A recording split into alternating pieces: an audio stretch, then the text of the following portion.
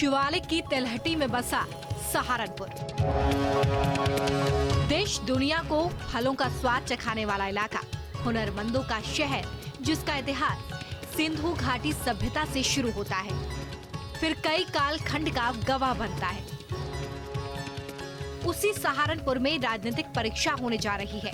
लोकसभा का चुनाव है, 19 अप्रैल को मतदान है, लिहाजा सहारनपुर भी पूरी तरह से चुनावी रंग में रंग चुका है। सभी दलों ने अपनी तैयारी शुरू कर दी है। उम्मीदवार एक दूसरे के खिलाफ ताल ठोक रहे हैं, लेकिन मतदाताओं ने ये तय कर लिया है कि इस बार ईवीएम किधर दबेगा।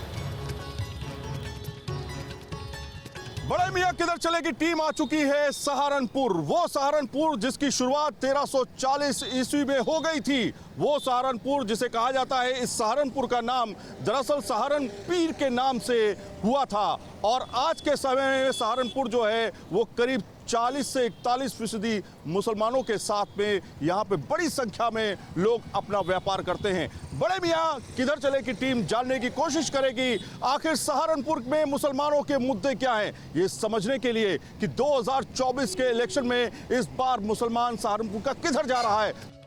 सहारनपुर सीट पर मतदाताओं की कुल संख्या 18,44,197 है, जिसमें 9,74,625 मतदाता पुरुष हैं। इसी तरह महिला मतदाताओं की संख्या 8,69,478 है। सहारनपुर लोकसभा सीट किसके खाते में जाएगी, ये यहाँ के मुस्लिम मतदाता तय करते हैं। इस सीट पर करीब 7 लाख मुस्लिम वोटर हैं, जबकि 11 लाख हिंदू वोटर। बाकी वोटर्स को मिला दें तो इस सीट पर कुल मतदाताओं की संख्या 18 लाख बनती है। सहारनपुर शहर की आबादी में करीब 56% हिंदू हैं, जबकि 43% मुस्लिम समुदाय के लोग हैं।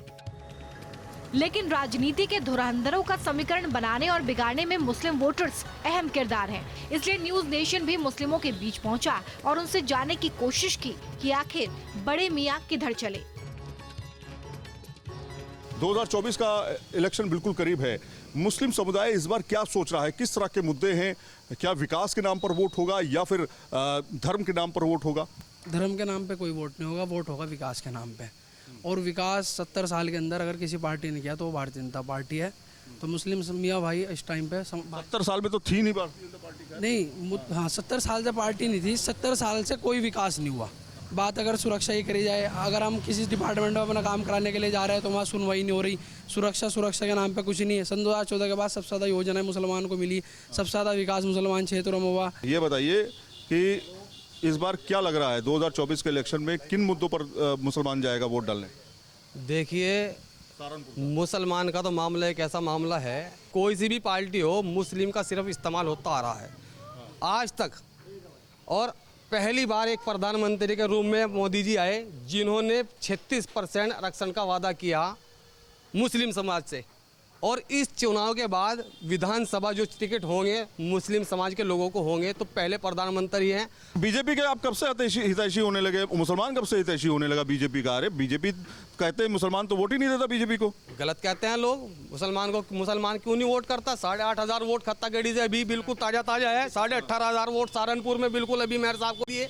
ये गलत बात है। लेकिन विपक्ष तो ये कहता है भैया अब मुसलमान को तो रहने नहीं दे रहे हैं यहाँ पे देश में। विपक्ष बिल्कुल झूठ बोलता है। मुझे बताओ कहाँ देश में परेशानी है किसी को? मैं पूरे हिंदुस्तान में घूमने वाला हूँ, सेल का काम करने वाला आदमी हूँ। मैं पूरे हिंदुस्तान में घूमा। 2019 के लोकसभा चुनाव में इन्हीं मुस्लिम मतदाताओं ने बीएसपी के हाजी फजलुर रहमान को संसद पहुंचाया। इस बार भी मुकाबला दिलचस्प है। बीएसपी ने इस बार माजिद अली को उम्मीदवार बनाया है। 2019 के लोकसभा चुनाव में मोदी लहर के बावजूद बीजेपी यहां से हार गई थी, लेकिन इस बार बीजेपी ने उन्हीं राघव लखनपाल शर्मा पर भरोसा जताया जो पिछला चुनाव हार चुके थे। हालांकि उन्होंने 2014 में कांग्रेस उम्मीदवार इमरान मसूद को 60,000 से ज्यादा वोटों से मात दी थी। क्या लगता है मुसलमान इस बार सहारनपुर का किधर वोट जा रहा है और किधर देख रहा है? वो विकास के मुद्दे पर वोट है, राजनीति है, क्या है? मतलब धर्म के नाम पर वोट है? धर्म के नाम पे कोई वोट नहीं है। और आपको बताएं कि विकास इतना हुआ है सहारनपुर के अंदर, बहुत बुरा हाल था। ना ही फ्लाईओवर थे, ना ही बाईपास थे, कुछ भी नहीं था। और आज इस सरकार के अंदर बाईपास भी हैं और फ्लाईओवर भी है और सड़कें भी हैं। वरना हमारा दिल्ली जाना दुभर था, 6 घंटे में दिल्ली पहुँचते थे, अब लगभग 3 घंटे में दिल्ली पहुँचा जाता है। और सहारनपुर के अंदर मैंने इतना विकास कभी नहीं देखा। सीए को लेकर के परेशानी नहीं है आपको? नहीं, सीए तो एक लोग है ना विपक्ष वाले डरा रहे हैं। सीए का मामला ऐसा कुछ नहीं है। बीजेपी की केंद्र की सरकार अच्छा काम कर रही है, राज्य की भी। वो मुसलमान लोग जो सहारनपुर में रहते हैं, यहीं पर व्यापार करते हैं और यहीं पर से उनकी राजनीति या कहे सियासत भी शुरू होती है। इन्होंने तमाम सरकारों को देखा है, इन्होंने समाजवादी पार्टी को देखा है, इन्होंने बीएसपी को देखा है, इन्होंने कांग्रेस का दौर देखा है और ये प्रेजेंट गवर्नमेंट को भी देख रहे हैं। सहारनपुर सीट को पहले कांग्रेस का गढ़ माना जाता था। सबसे ज्यादा बार कांग्रेस ने ही इस सीट पर अपना परचम लहराया, जबकि 3 बार बीएसपी और 2 बार बीजेपी और जनता पार्टी का कब्जा रहा। सहारनपुर की 5 विधानसभा सीटों में से 3 पर बीजेपी का कब्जा है, जबकि 2 सीटों पर समाजवादी पार्टी है। लेकिन 24 के लोकसभा चुनाव में बड़े मियां का रुख क्या है, आइए जानते हैं। सहारनपुर के पुराने शहर में इस समय मौजूद है, जिसे लकड़ी का शहर कहा जाता है, वुडन सिटी कहा जाता है और यहाँ पर बड़ी संख्या में कारोबार इसी चीज का होता है। पूरी दुनिया भर में सहारनपुर से लकड़ी के ये बड़े बड़े सोफे, बेड और तमाम तरह के लकड़ी के सामान, सजावटी सामान यहाँ से जाते हैं। आप देखिए पूरे घरों में कहा जाता है कि जैसे योगी आदित्यनाथ ने, सीएम जो उत्तर प्रदेश के, उन्होंने कहा कि 1 डिस्ट्रिक्ट 1 प्रोडक्ट को लेकर के वो उत्तर प्रदेश के कई इलाकों को प्रमोट करते हुए दिखाई दे रहे हैं। उसी तरीके से सहारनपुर को भी 1 डिस्ट्रिक्ट 1 प्रोडक्ट के तौर पर तैयार किया गया है। खास तौर पे वुडन के काम जो है यहाँ पर बड़ी संख्या में होते हैं। आप देखिए किस तरह से ये पूरी डिज़ाइन जो है तैयार की गई है। लेकिन सियासत की अगर बात करें, राजनीति की बात करें, तो वो भी काफ़ी गर्म है इस समय, क्योंकि सहारनपुर में अलग अलग तरह की पार्टियों ने अपना हिस्सेदारी निभाई है। कांग्रेस का कभी ज़माना था जब यहाँ पर कांग्रेस ही आती थी, लेकिन 1977 के बाद से जो है समीकरण बदल गए। लोगों से बातचीत करते हैं, उनका व्यापार किस तरह से चलता है, उनसे समझने की कोशिश करते हैं। सर, नाम क्या आपका? मलिक भाई, ये बताइए कि किस तरह का कारोबार है इस समय और ये क्या वुडन सिटी के तौर पे जाना जाता है? ये तो काफ़ी टाइम से, हमारे दादा परदादा के टाइम से यहाँ पे लकड़ी का काम होता है, तो उसको लकड़ी का ही शहर कहते हैं। तो अभी तो उसको वुडन सिटी ही बना दिया है। अभी पेपरों के अंदर भी वुडन सिटी के नाम से है और यहाँ पे आपको जो भी काम देखने को मिलेगा, ये सारा राजा महाराजा का काम में देखने को मिलेगा। यहाँ पे पूरी दुनिया से लोग आते हैं। एशिया का नंबर 1 मार्केट है इधर। इंपोर्ट एक्सपोर्ट सब कुछ होता है। मैं आपसे उस पे 2024 के इलेक्शन पे भी बात करूंगा, लेकिन थोड़ा सा मैं इंटरेस्टिंग पॉइंट दिखाना चाहता हूँ। ये क्या चीज़ है, क्या डिज़ाइन है ये? सर, ये बेड है। ये बेड का हेडबोर्ड फुटबोर्ड है, क्योंकि यहाँ पे ना क्या है, काफ़ी ज़्यादा बल्क में काम होता है, तो इसलिए हम लोग पूरा असेंबल करके नहीं रखते, छोटा छोटा पार्ट्स में बना के रखते हैं अनफिनिश, ताकि कल लेने वाले को उसकी क्वालिटी भी मालूम पड़ जाए ये क्या चीज़ है और क्या नहीं। अब हम बात करते हैं 2024 के इलेक्शन की, जो असल मुद्दा है। इस बार क्या लग रहा है आपको? विकास मुद्दा रहने वाला है, रोजगार मुद्दा रहने वाला है, या फिर धर्म के नाम पर वोटिंग होगी सहारनपुर में? देखिए सर, ये तो विकास के नाम पे, धर्म के नाम पे हर तरह की पॉलिटिशियन होती है, लेकिन हम लोगों को ये चाहिए, हम लोग देखें कि क्या काम हुआ है पिछले 5 साल में। आप किधर जा रहे हैं?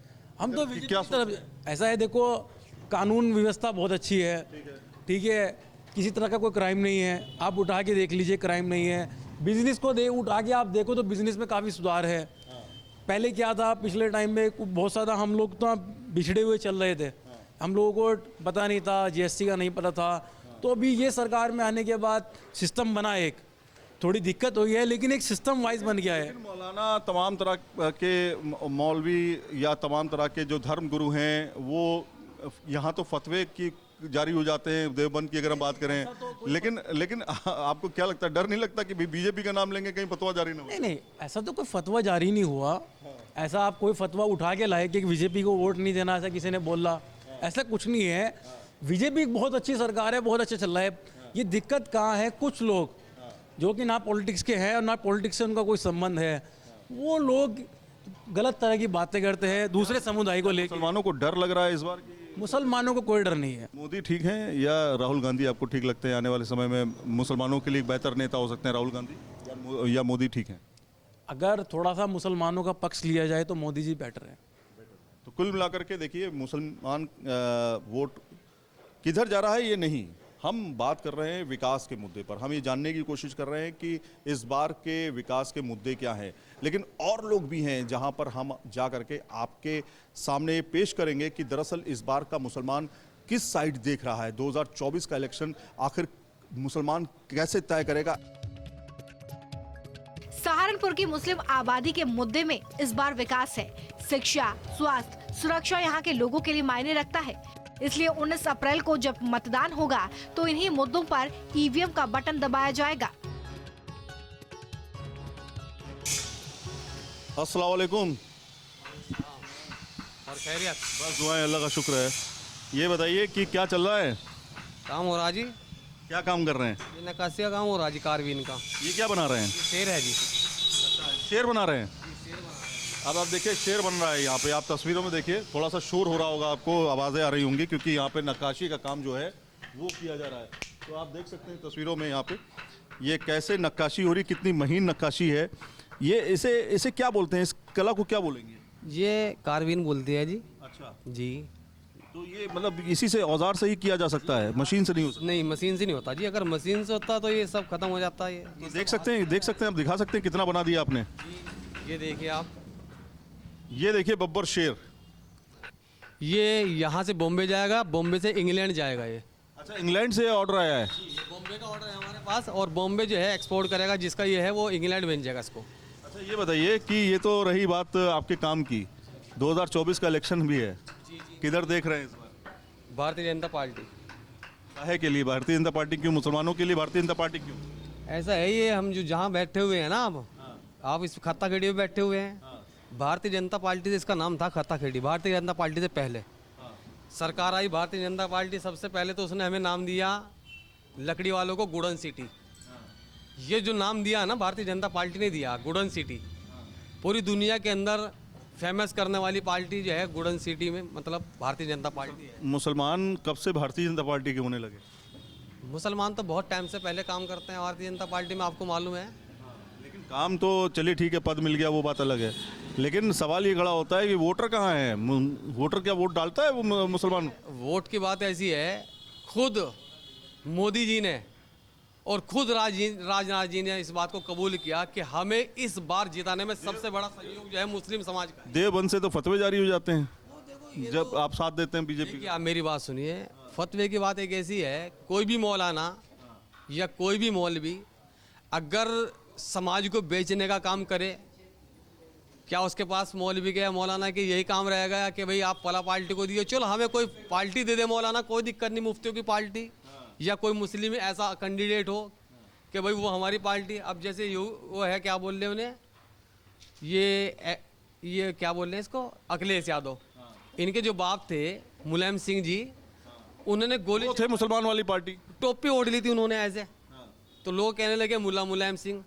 फिर मुजफ्फरनगर में जो है मुसलमानों को मरवा दिया समाजवादी ने। तो नाराजगी है आपकी? मुसलमान उस टाइम समाजवादी कहाँ? लेकिन सीए एनआरसी के अंदर जो है ना तमाम मुसलमान पड़ा। लेकिन सवाल तो ये है ना, उसको लेकर प्रदर्शन हो रहे हैं, सीए को लेकर के, एनआरसी को लेकर के, आप बीजेपी की बात कर रहे हैं। आप मुझे कहीं भी किसी भी चैनल पे कोई आम आदमी दिखाओ, आम आदमी दिखाओ सीए को लेके कि एक आम आदमी अपने काम को छोड़ के, अपने घर को छोड़ के कहीं बॉर्डर पे पड़ गया, एक आम आदमी। सारे के सारे यहाँ का मुसलमान बीजेपी, टेंशन भी रहा, नो टेंशन, किसी को कोई टेंशन। हक होना चाहिए। मुसलमानों की हितैषी पार्टी कौन है? अब कहाँ से उम्मीद लगती है आपको? कोई रह नहीं गया अब, या कोई है? नहीं, ऐसी तो कोई बात नहीं है, लेकिन देखो इस तरह जिस हिसाब से विकास है या होना चाहिए या नहीं हो रहा है, उस हिसाब से सब चीज़ इक्वल होनी चाहिए, यानी कि हर चीज़ एक हिसाब से चले। प्रेजेंट गवर्नमेंट में लॉ एंड ऑर्डर की समस्या ठीक है या पहले से खराब है? नहीं, फिर भी ठीक है, इतनी वो भी नहीं है पहले से। देश के दूसरे तबकों की तरह सहारनपुर के मुसलमानों को भी मोदी सरकार की योजनाओं का फायदा पहुंचा है और वो मानते भी हैं। इसलिए बीजेपी उम्मीद लगाए बैठी है कि इस बार फिर से ये सीट उनके कब्जे में जाएगी।